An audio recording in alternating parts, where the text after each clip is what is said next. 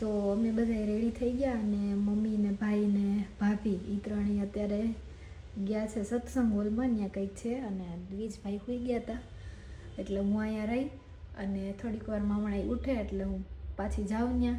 અને આગળનો એક વ્લોગ એડિટ થઈ ગયો અને મૂકી દીધો એ તો તમે બધાએ જોઈ જ લીધો હશે. અને અહીંયાથી પાછો બીજો વ્લોગ કન્ટિન્યુ કરું હું. તો 3 દિવસના તમને વ્લોગ જોવા મળશે. અને અહીંયા ઋષિકેશમાં અમારે 3 દિવસ રોકાવાનું છે અને અહીંયા કથા છે. મારા પપ્પાના નાના બાપાને 100 વર્ષ પૂરા થયા એટલે અહીંયા કથા રાખી છે ઋષિકેશમાં. અને પપ્પાના મામાનું આખું કુટુંબ, એની ફેમિલી, પછી મારા 3 ફઈ ને એ બધા, અને અમે બધાય અહીંયા રોકાવાના 3 દિવસ સુધી.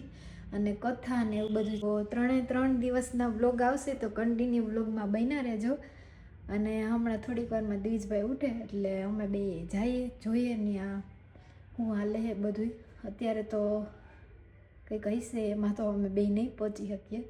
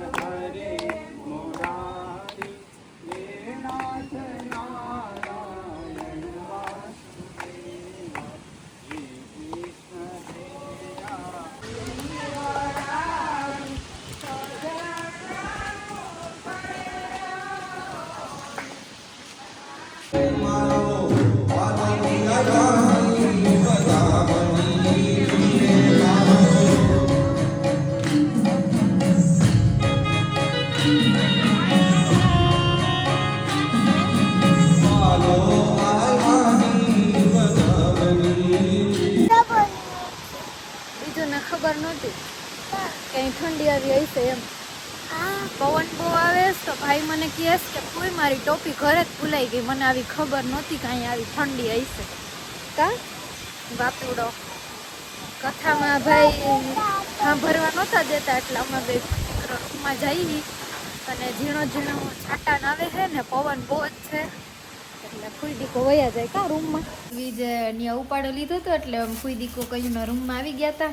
ત્યાં અમે રમતા હતા. પછી ભાઈ ધાણી દેખી ગયા હતા અને ધાણી ખાવી હતી. હવે જમવા જાવું ને? નહીં, ધાણીમાં પેટ ભરાઈ ગયું. ત્યાં મોઢું કરતો એકવાર કેમ મોઢું કરતો હતો દીદી. અહીંયા તો જો વરસાદ ચાલુ થયો છે. ફૂલ આવે છે અટાણે તો. બપોર લગી તો છાટા છાટા જ આવતા હતા. અટાણે તો બહુ ચાલુ થયો. હાલો બાપા અંદર વયા જાવું ને? ટાઈટ ભાઈ બધા જમવા બેસી ગયા હે. ધીમે ધીમે બધા નંબર આવે. જય દ્વારકાધીશ. તો સવાર પડી ગઈ છે અને બધા ઉઠી ગયા ને ધીમે ધીમે તૈયાર થઈ છે. તો જો અત્યારનો તમને વ્યૂ બતાવું રૂમની બહારનો. કેવો મસ્ત નજારો છે.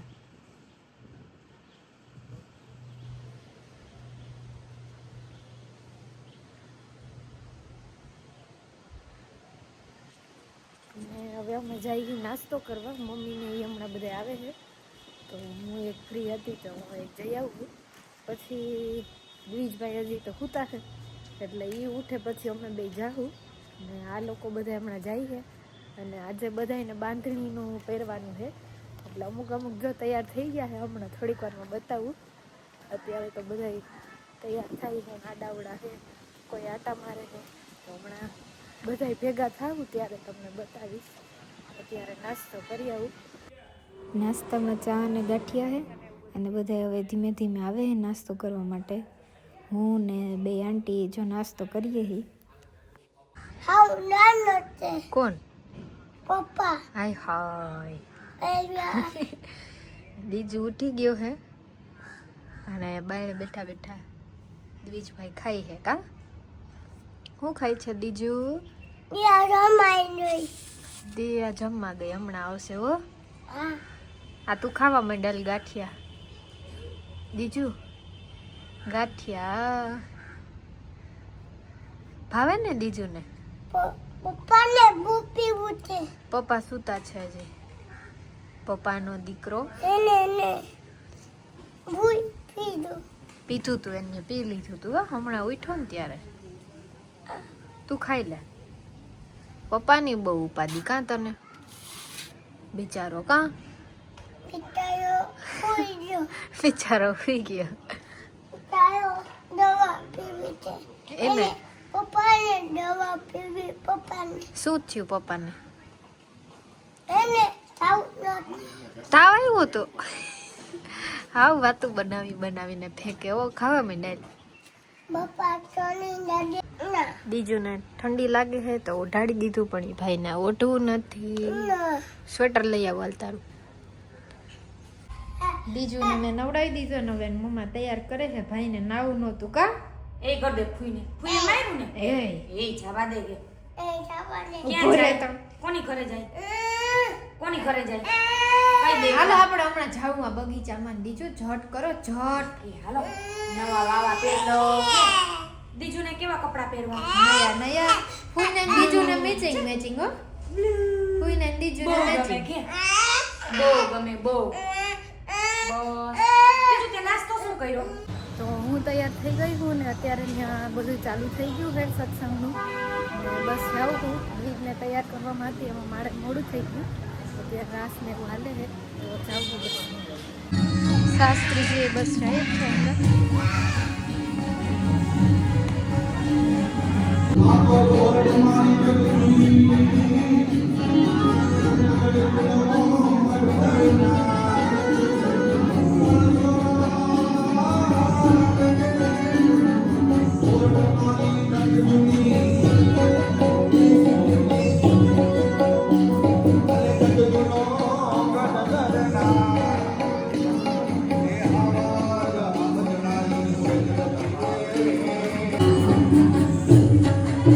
તો અહીંયા બધા એના ફોટા રાખ્યા છે અને આ ફોટો મારા બાનો છે.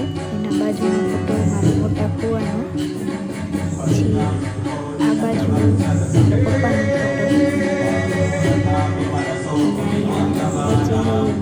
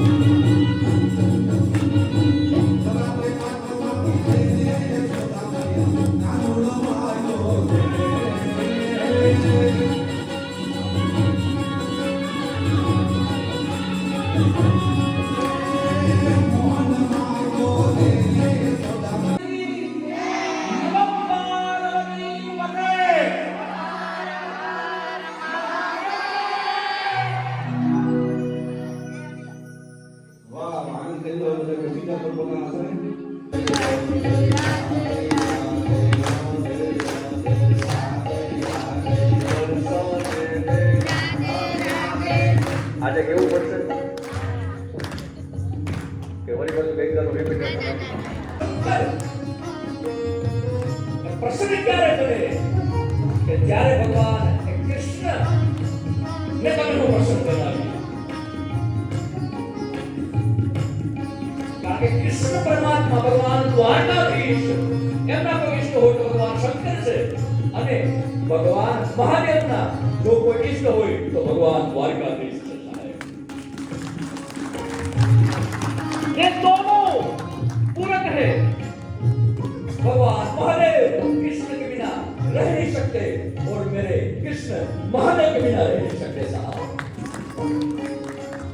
और सुनिए जिसने ये भेद को प्रकट किया है वन और हरि के बीच में शायद मेरी व्यासपीठ को पूछे तो वो परम तत्व को जान ही नहीं पाए.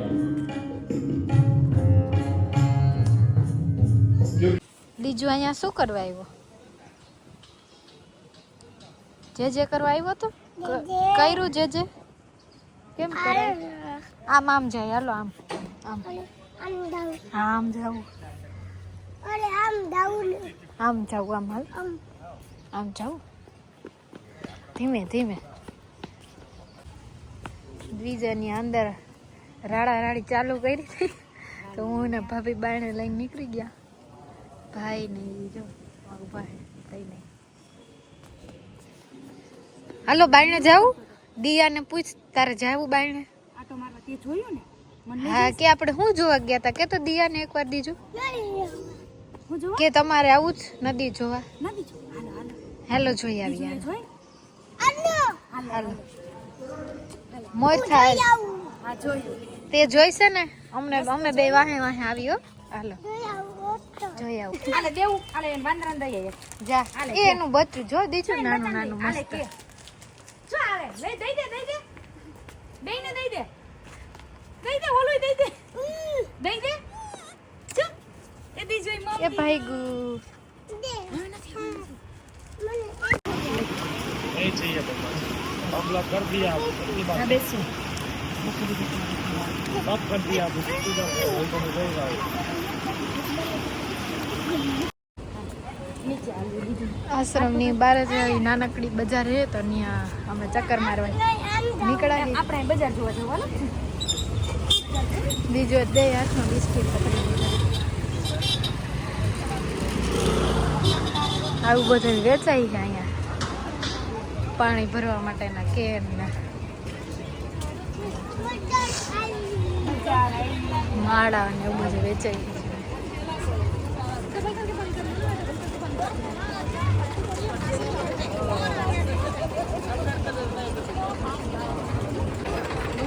કોઈ દીકરો ખરીદી કરવા ઉભા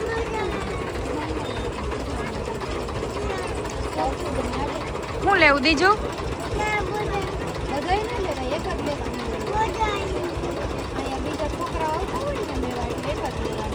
હું લેવું ખુઈને કે લઈ દે હું લેવું બધાય લેવાના હોય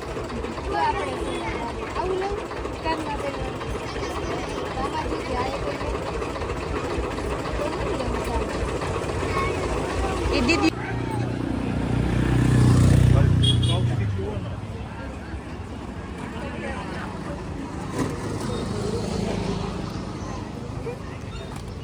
જે જેનું એવું લેવું એ તો ગઈ મુઈ નહીં રહેતા સામે પાસે નૃત્ય કરવાનો પ્રયાસ કર્યો છે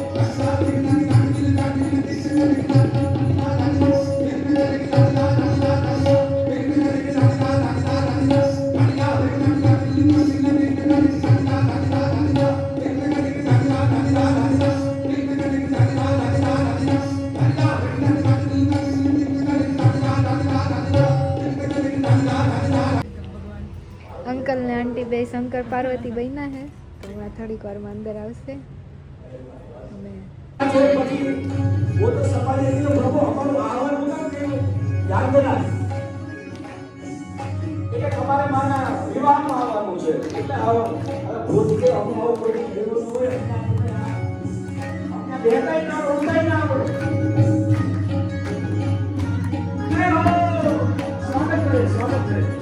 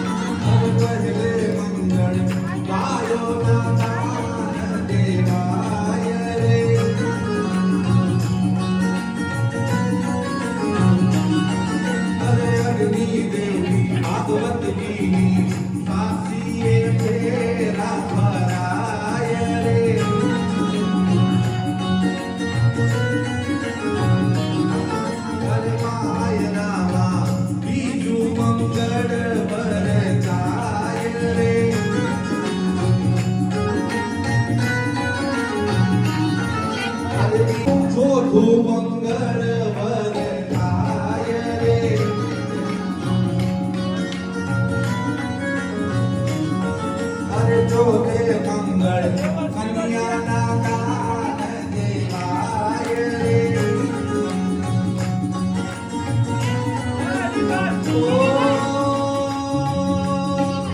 મંગલ ભવન મંગલહારી ઓ સુદર્શન અખિલ બિહારી રામ સિયા રામ જય જય રામ સિયા રામ જય જય રામ ઓ રઘુકુલની સદા ચલી આવી રે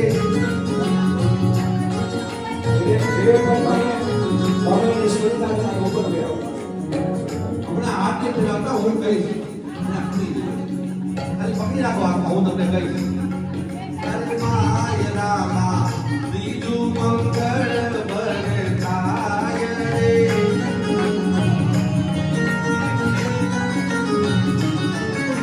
દિવ્ય મંગળ શાન દે દાન દેવાય રે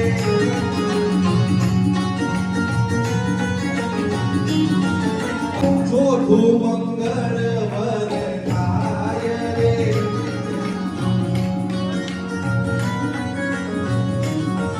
અરે ચોથે મંગળ કન્યાના ગાન દેવાય રે ઓ મંગલ ભવન મંગલહારી ઓ સુદર્શન અખિલ બિહારી રામ સિયા રામ જય જય રામ રામ સિયા રામ જય જય રામ ઓ રઘુકુલની સદા ચલી આવી આગળ જ છે ભાઈ 31% અનામત છે તો સૌથી પહેલા પાર્વતીજી ભોળાનાથને હાર પહેરાવે છે આપણે બધા તાલીઓ વગાડી બજાવી લઈએ